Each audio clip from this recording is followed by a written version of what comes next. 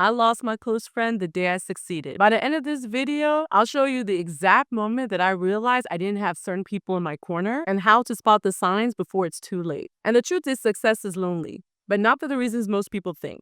It's not about having less time. It's about discovering who is there only for the struggle. So I had a friend that was someone I've known for probably about 6 to 7 years. And really, how we got close was over the time when my sister passed. And I really felt like she stepped up as a friend. And when I think about what actually bonded us, I believe that because I was grieving my sister, I moved to a new country, I was struggling with living in Lagos, we were able to trauma bond a bit. And I didn't realize that the moment I decided to get up and stop being a victim and to step into my authentic self was the moment that she started to resent me. I'm using this new Danessa glowing balm and I'm literally seeing how I'm glowing. I'm loving this. This is really nice. So essentially, every weekend I'll come to her house. And at the time I didn't realize this, but essentially it was her trauma dumping on me, right? And she just wanted me to wallow with her every Friday eating pizza, and the moment I started to slow down on those type of visits, our friendship started to shift. And I talked about this in detail on my Instagram, but essentially when I connected with my now husband, she essentially tried to send somebody a message to him that I was a grifter, that I was a scam artist, and that my now husband should not date me. And obviously, since that moment, we have not spoken. And the truth is, the most dangerous people in your life are not your enemies. They've already showed you their cards, like my close friend. So, number one, there's some psychology behind their resentment. People compare their behind scenes with your highlight reels. And a lot of times people don't really understand that you're going through some things, even close friends, right? Because, especially when you get in your 30s, you're living your life, you're going through different trials and tribulations, and they see something on Instagram and they feel like, oh, she got it all together. And if they haven't done that inner work, they feel some way about it. And the other thing is growth reminds others of what they haven't achieved. When I think about this particular friend, I think the main issue was that when when a man announced to her that he was interested in dating me and she saw that he was very serious about me, it was a reminder that she didn't have a man in her life. And it's sad to say this because I feel like there's so many things outside of having a man and getting married are considered achievements. But sometimes that might have been her biggest thing that was missing in her life. And she's looking at me some type of way like, how did she get it before me? And I also feel like proximity intensifies these feelings because they're your close friends. They understand elements of your life to a certain extent. And so I feel like this pressure, they feel more. And you'll be shocked because people always think it's others who are comparing themselves to what they're seeing on social media. But a lot of times when I think about some of the drama I've seen in my life or just in other lives, it tends to be with people who are very close with you. And comparison also triggers insecurities. Your growth forces people to compare their own choices. And when I think about, again, this particular friend, she just broke up with someone. It was another reminder that, again, she's failed in this arena in her life. I think also some of her choices as being extreme feminist, and to be honest, as a friend, I didn't care, I didn't judge, but I also feel like it did make it a challenge for her to date because a lot of men were aligned with her choices. And the other thing about this is the familiar you feels safe and this new you feels like something that they don't want to understand. Another example of this is someone that I knew that was going through depression, and I was in my early 20s, so I did not understand at the time and had the tools equipped to understand someone going through this. But one sign I missed was that she was always watching these like crime shows, and we would sit there together watching them. And I didn't realize that I was feeding into her depression instead of really helping her get out of her way. And when I decided that I didn't want to feed into that, she had an issue with it, right? And I feel like a lot of times people want the you that's struggling. They want the person that is not moving forward because secretly they want to be able to wallow into that struggle together. And if you really look at some of your friendships, the bond is based on trauma bonding versus growth versus stability and versus evolution. In the next section, I'll reveal the exact message that exposed my friend's true feelings and the pattern that I missed for years. They're the type of friends that may be smiling in your photos. When they go to your Instagram, they're rolling their eyes at your Instagram captions. Sign number one is they downplay your achievement. they say things like, that's nice, but, or, well, you got lucky. Or I remember one friend in particular who hated that I was bald secretly. And when she noticed a guy in particular was very interested in me, she said, well, the only reason why this man is interested in you is because you're bald. Another sign is they minimize the work behind the result. So again, this same friend used to go around talking to my other friends, essentially saying that Chica makes everything, that everything that happens to Chica is because it's easy to her, it comes natural to her. And there was really no credit to the work that I do in order to get those results. And she's thinking that everything comes easy to me, and she doesn't understand the hundreds of hours I would put into research, executing, networking, and really just trying to make a plan for myself. Another sign is the support feels forced or performative. Examples of this is I had someone that I knew who was a friend, and she came to a workshop that I was holding. And I believe she went to the workshop because she genuinely wanted the information. Now, what was interesting was everybody who was my very close friend the next day shared that I was at this workshop, how proud they were of me, showing me just in my element. This friend actually posted other places she went after my event and never actually posted my event on Instagram.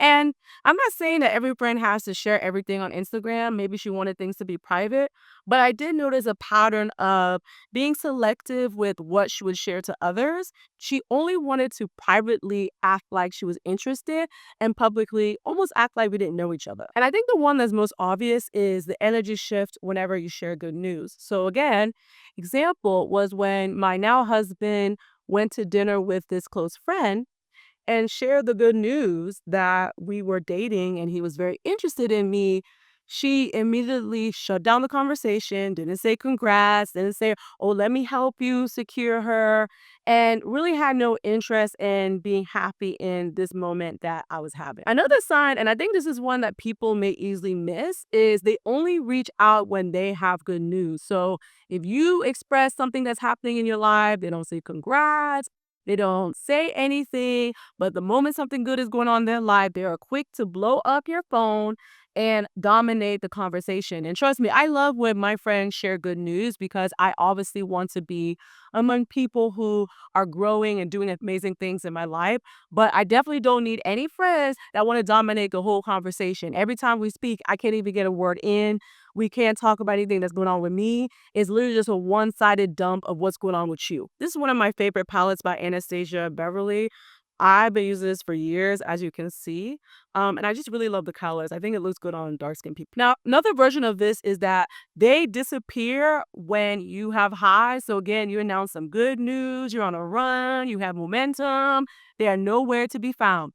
The moment you share something bad has happened in your life, they're very quick to reappear. And I'm not trying to create paranoia, but it's really important that you protect your peace.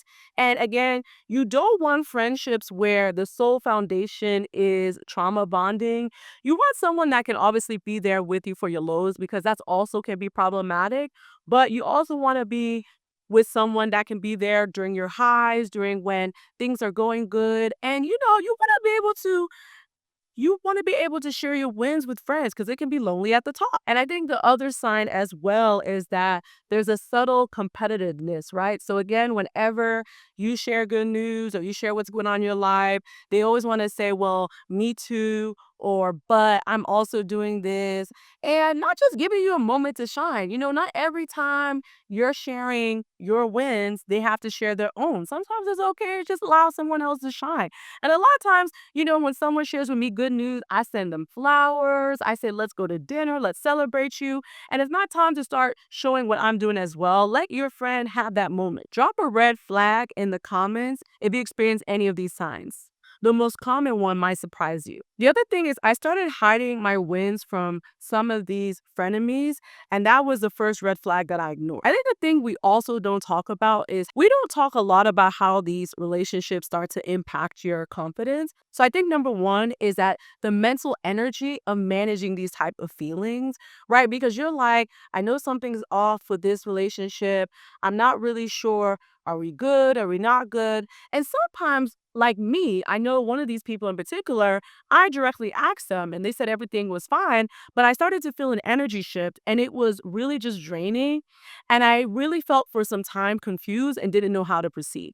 And I think you also start to second guess, how do I communicate my achievements in a way that doesn't make my friends feel some type of way? And you start feeling like you have to minimize yourself, which also leads into imposter syndrome. Because if you are consistently telling a friend, oh, these are the great things that are happening in my life, and you're expecting them to actually jubilate in your joy, and they don't, you start to say, okay, do I need to minimize what I'm saying to a friend?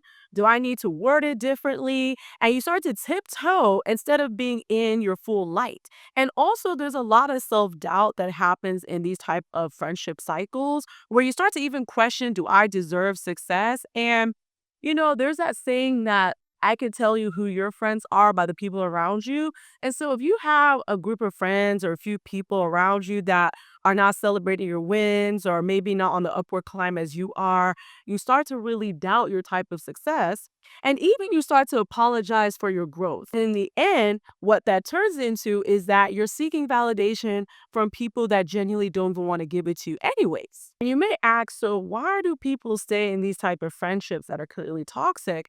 And I think number one, there's almost this obligation of the shared history you have with someone. I was having a conversation with a friend about some of the challenges she was having with, being someone who's financially stable and some of the friends may not be.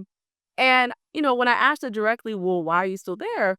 And it was like, well, I've known these people since I was a child. And I get it. Like you want to stay connected with people that have known you for a long time. There's this warm, fuzzy feeling of having friends for such a long period of time. But the truth is, some of my closest friends are people that I've met in my adult years. And sometimes it's really just because we have a shared interest that aligns with the person I am today. And I also feel like some of these friendships stay around because you feel like eventually this person is going to come around. They're going to understand your side. Maybe it's a bad period. And when I tell you that that was sometimes my biggest mistake is hoping this person will change and be a different person. And to be honest, now I only look for people who are committed to therapy and committed to doing the inner works. The truth is some friendships don't end with a fight. They just simply end because of an achievement. The way to understand when a friendship has naturally come to a close, because again, doesn't always have to be a big fight, is I think number one, you don't feel comfortable sharing good news with them anymore. You realize that you're going to other people who you may feel closer with instead of that person as in regards to sharing good news. I know for me in particular, the time I made a decision to resign from a company and start my own thing, I felt like there was a friend in particular I couldn't share that details with. The friendship actually just ran its natural course. And one thing I want to remind you is you're never going to make yourself small enough to make another person feel secure. One, you need to start creating boundaries with these type of friends. So for example, if you share good news with them and you're really excited and they start to dim your light, just simply say, I understand if you're not happy for me at this moment, but I'm really excited for my win. And it gives a chance for them to explain themselves because, maybe something is really going on in their life and they need a friend to be there with them.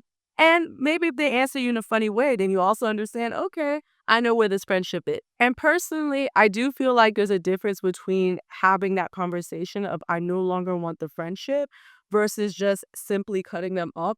And I don't believe every friendship end needs an explanation because sometimes you can still remain cordial, right? And both of you understand we're not close as we used to be. So I think you need to make a decision of like, do I want to set a clear boundary that I'm no longer interested in this friendship?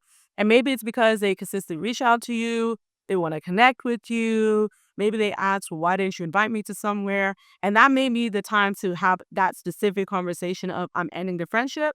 But if you notice you're creating distance, they're not reaching out to you, you're not reaching out to them, then let it just naturally end silently. And I think this is also the time to do a friendship audit whenever you have a friendship breakup or you notice that a friendship is no longer as close. I know for me, when I do these friendship audits, I realize that, wait, there might be someone that's always been in my corner and I have not done enough to establish the closeness of the friendship. Not saying everybody who's rooting for you needs to be your friend. That's not what I'm saying. But sometimes there's people that you least expect. For example, when I did my wedding, there was 2 friends in particular that, like, really stepped up specifically that day of because, unfortunately, my maid of honor could not physically be there because she was sick. And I did not expect them to do that, and I realized that these are people that I need to pour into, I need to show gratitude. I think people don't show gratitude enough when it comes to friendships. When you are showing gratitude, make sure that you do it in subtle ways. Maybe it's sending flowers, it's a simple thank you, but really highlighting those friends that are in your corner because also sometimes friends are like, I'm consistently saying, I'm happy for this person, I'm glad this person's winning, and they feel like you're not doing the job to make sure to show the gratitude back to them. Even further, like I was saying earlier, I believe you need to make space for friendships that celebrate your growth. And, people always ask me, I don't have friends, or I feel like all my friends are dwindling, or I feel like I don't have like minded individuals around me.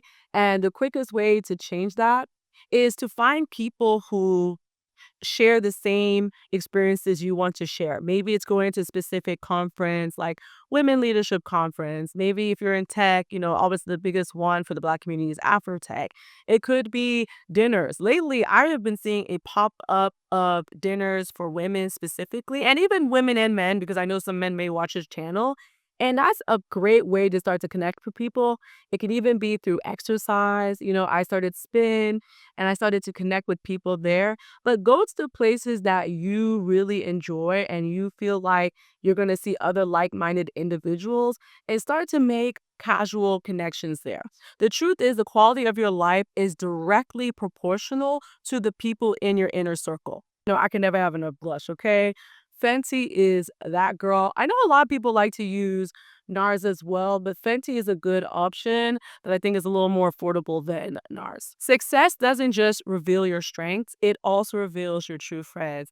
Remember that friend I was talking about earlier? Well, in the end, not only did she betray me in regards to the overall friendship, several months after she used someone to tell my now husband that I am a scammer and a grifter and he should not date me. Obviously, we continue to date because I'm married.